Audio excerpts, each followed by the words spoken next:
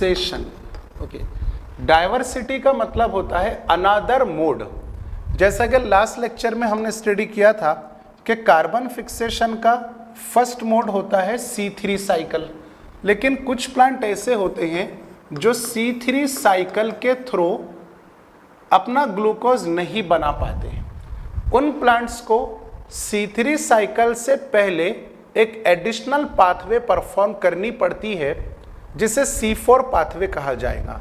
सो C4 cycle और C4 pathway is the diversity in carbon fixation.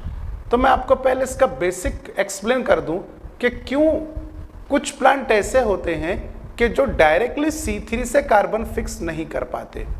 ये वो plant होते हैं जो ट्रॉपिकल रीजन में रहते हैं, plant which are living in the tropical reason.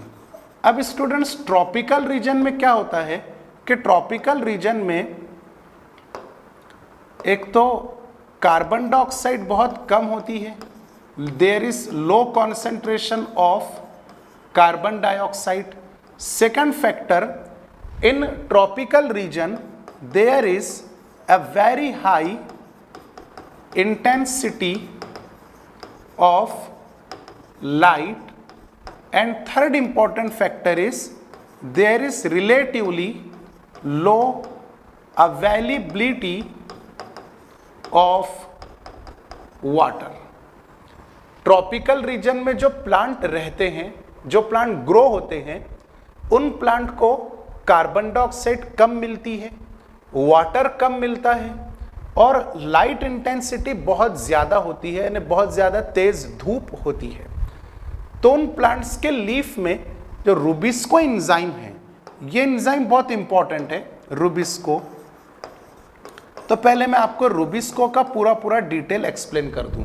Rubisco is ribulose 1,5-bis phosphate C4 carboxylase and O for oxygenase। आप इस बात को ध्यान में रखिएगा कि रूबिस्को एक ऐसा एंजाइम है जो डुअल फंक्शन परफॉर्म कर सकता है। एट अ टाइम दोनों फंक्शन नहीं, एक एक function. Rubisco can act as a carboxylase and perform carboxylation reaction. What is carboxylation? Carboxylation is addition of carbon dioxide and it add the carbon dioxide into RUBP, ribulose 1,5-bis phosphate, which is 5 carbon sugar, and 1 carbon is present inside the carbon dioxide. CO2 contain 1 carbon. Okay. Now sometimes Rubisco can also act as oxygenase and start to add the oxygen in RUBP.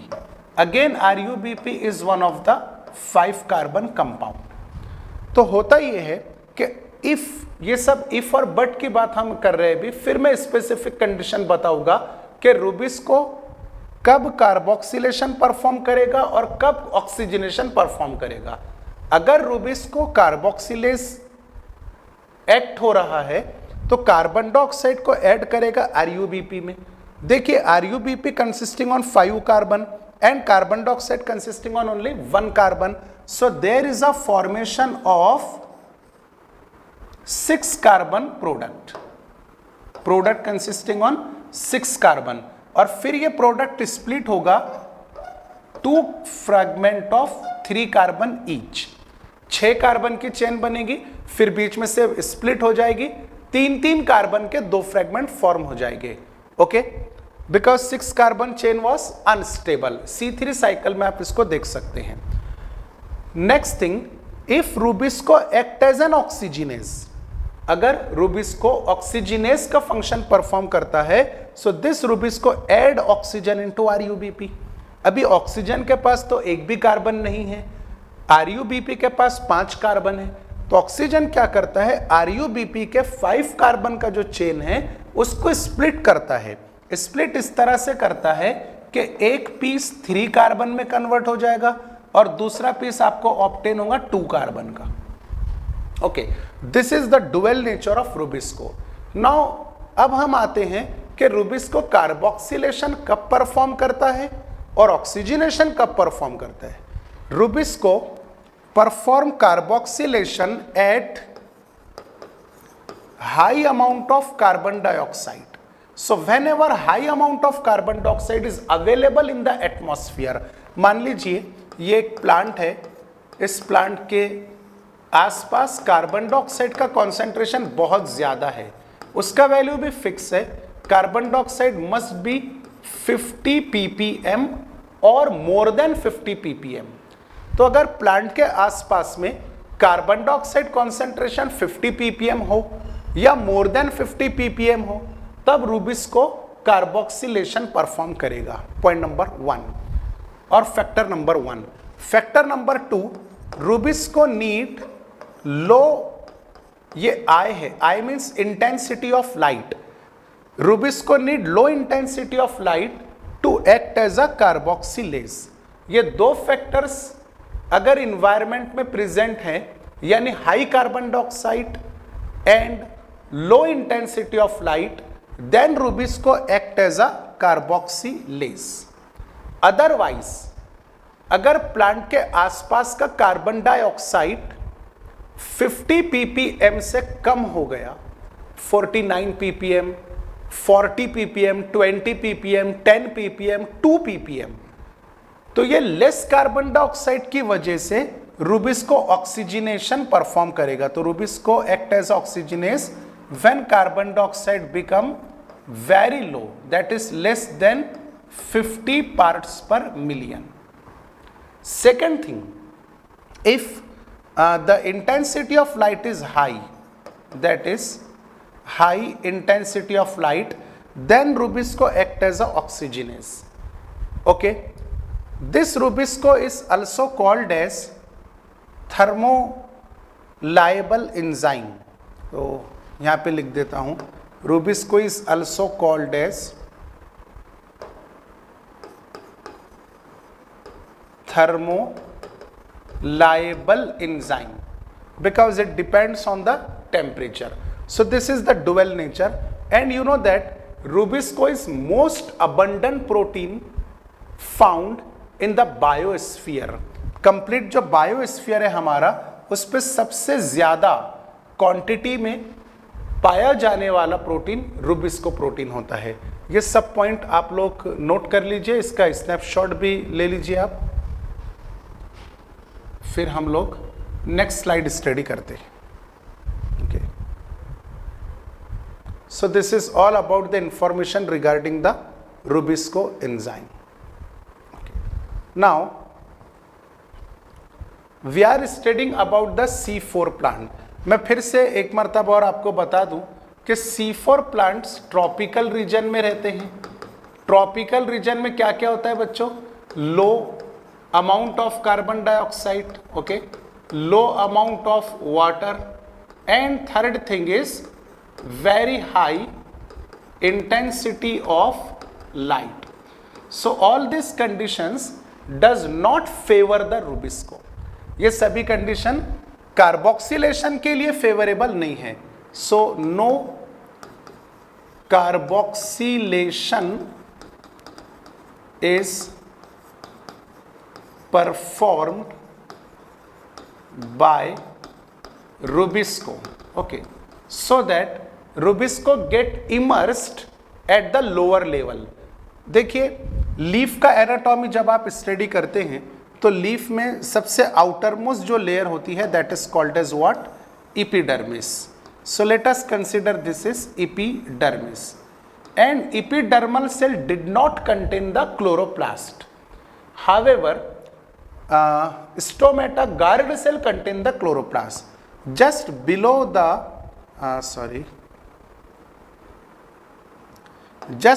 The epidermis there is a palisade parenchyma cells which are elongated and barrel shaped cells like this.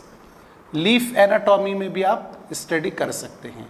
Now below the palisade parenchyma cells there are spongy parenchyma and these spongy parenchyma are very loosely arranged. They are spherical in shape like this. So this is all about the anatomy of leaf which perform the C3 cycle. C3 cycle, yes. Inside this mesophyll cell, many chloroplasts are present at the periphery like this. However,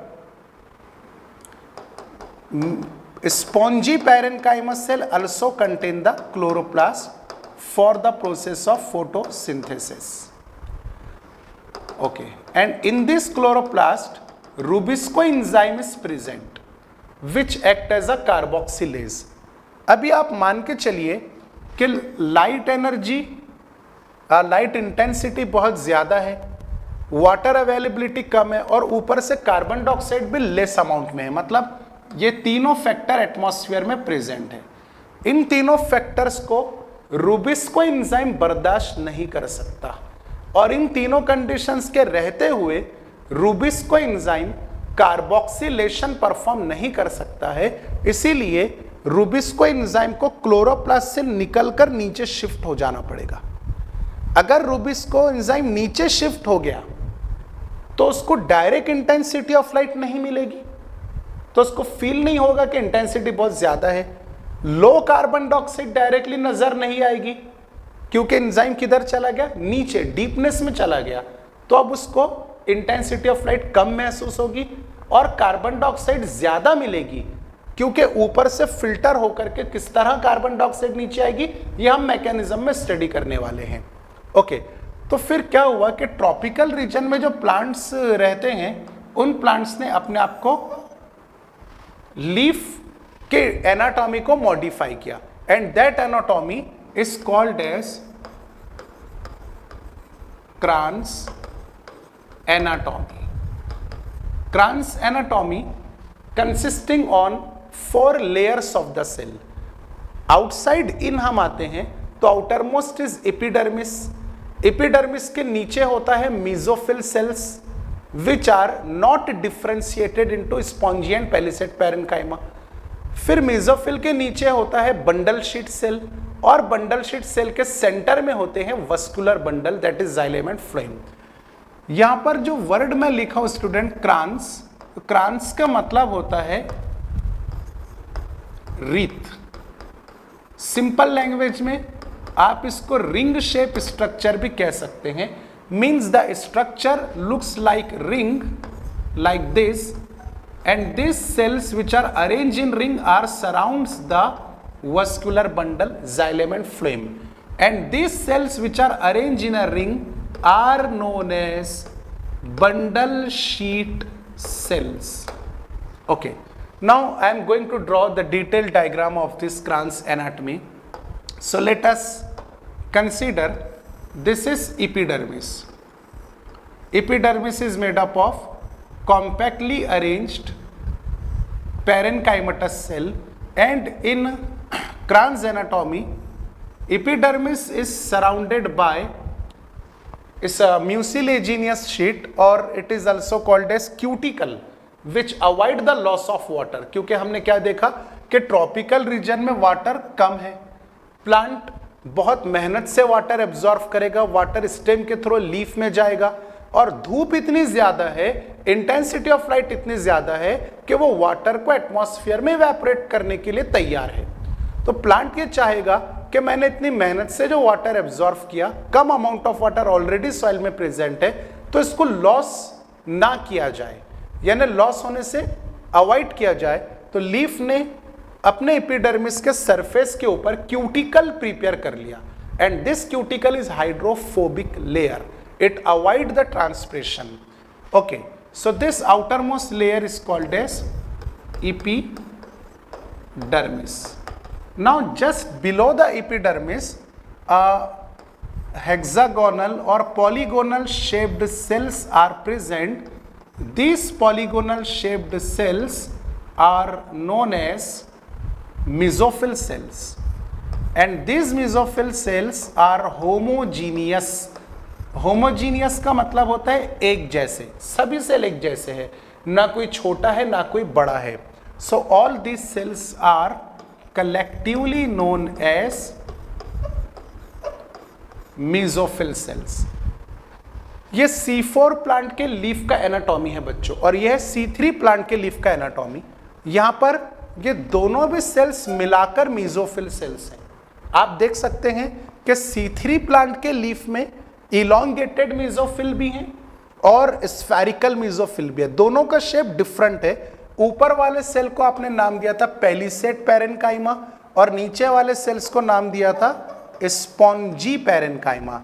These are what? Palisade. Palisade parenchyma। दोनों को मिलाकर के क्या कहा जाएगा? Mesophyll cells.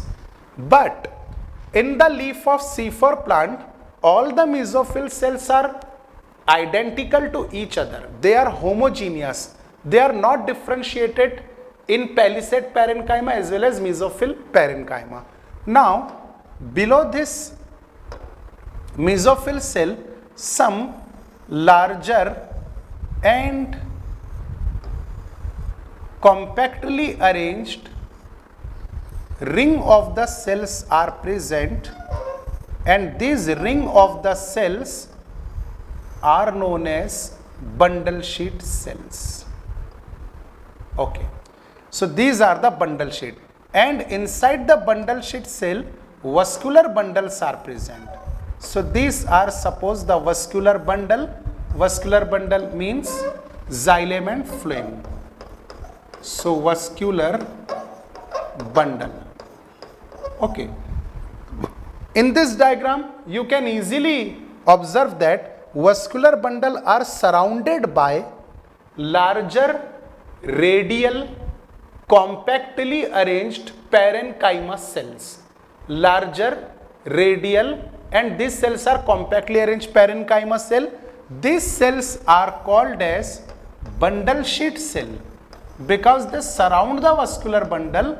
That's why they are called as bundle sheet cells. This anatomy is called as Kranz anatomy. Mesophyll cell सभी तरफ से रहेंगे. ये वाले mesophyll cells like this, they all over surround the bundle sheet cell from all over sides. So this anatomy is Kranz anatomy. अब देखिए ध्यान से कि in case of this Kranz anatomy, आप पहले इसके स्क्रीनशॉट ले लीजिए. Okay, in this particular Kranz anatomy, two type of chloroplast are present. They are called as dimorphic chloroplast. So here we are studying about the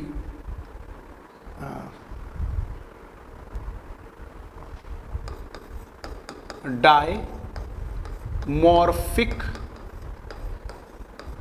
chloroplast means two type of chloroplast. Di का मतलब क्या होता है? दो, और morphic ये word निकला morphology पे से. मॉर्फोलॉजी का मतलब होता है shape and size, external feature. So presence of two type of chloroplast is called as dimorphic chloroplast, and this two type of chloroplast are present in this structure. Okay, one type of chloroplast are present in the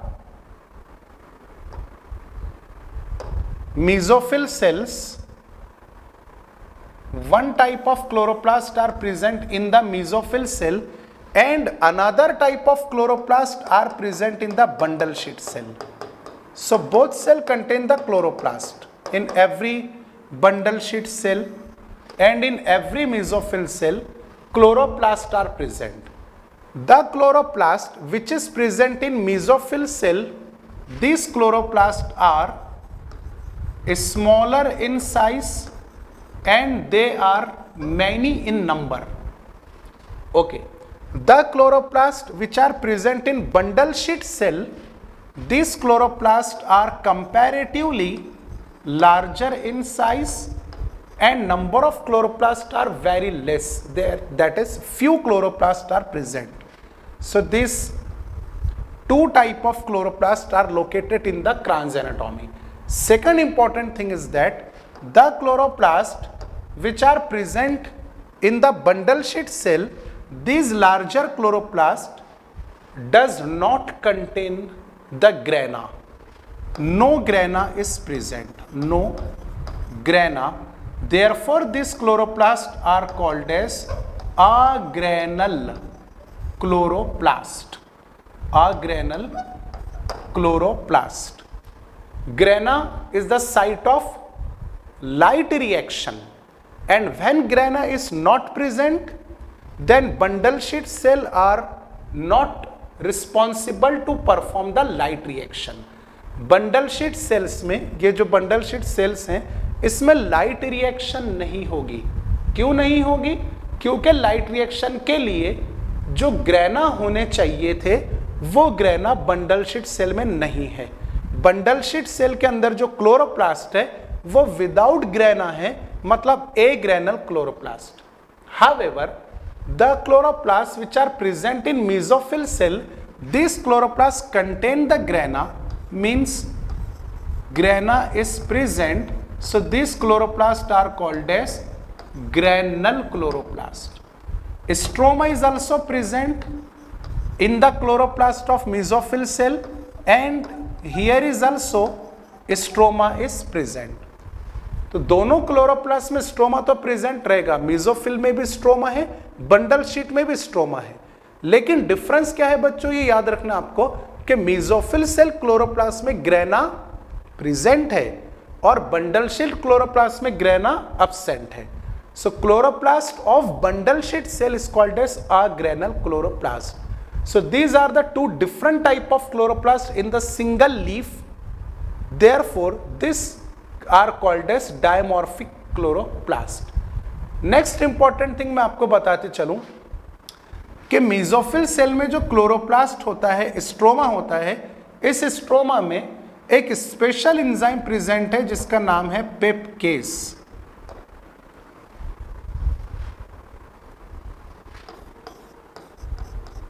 पेपकेस enzyme फास्फोइनॉल pyruvate carboxylase इस पेपकेस का full form है. तो मैं full form भी यहाँ पे इसको लिख दूँ थोड़ा सा स्लाइड ओवर करके. So full form of pepcase is phosphoenol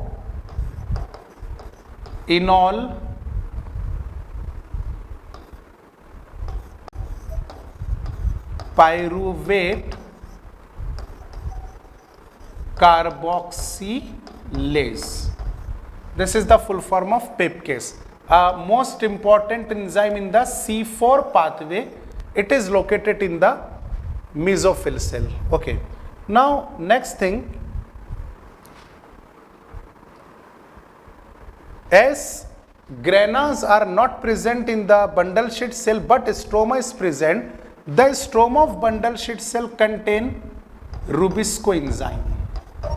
और इस एंजाइम के बारे में आप सब लोग जानते हैं कि इस एंजाइम को नीचे मेसोफिल से बंडल शीट में क्यों शिफ्ट किया गया, क्योंकि इसको हाई इंटेंसिटी लग रही थी, लो कार्बन डाइऑक्साइड महसूस हो रही थी, इसलिए एंजाइम खुद नीचे आ गया बंडल शीट सेल में. सो this is all about the dimorphism in the chloroplast. Kranz anatomy is only located in the plant which show the C4 pathway. And this is the comparison between the anatomy of C3 plant, means the anatomy of plant which show the C3 cycle, and anatomy of plant which show the C4 and C3 cycle. After this we are studying the detailed mechanism of the C4 cycle. आप इसके लिए screenshot लेते जाइए, इसका notes prepare करते जाइए और इसको बार बार रिवाइज करना है, बुक्स में से भी, नोट्स में भी, और वीडियो लेक्चर भी आप पॉज करके कई मर्तबा देख सकते हैं. Thank you.